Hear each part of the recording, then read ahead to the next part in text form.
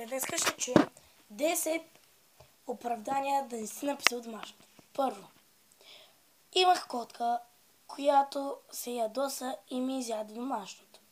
Второ, бях до тоалетна и писах домашното ми падна в тоалетната. Трето, без да исках, го вкарах в печката.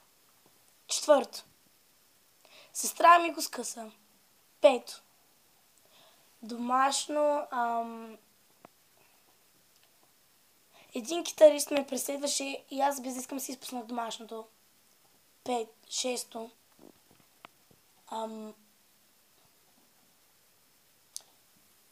къщата ми се подпали и трябваше да оставя домашното.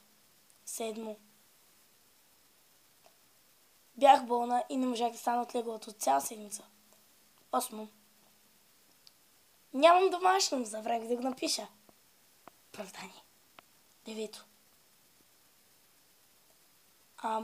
ядох лимон и го наводних. И десето, домашното ми е написано с невидимо мастило. 10 оправдания да нямаш домашни за училище.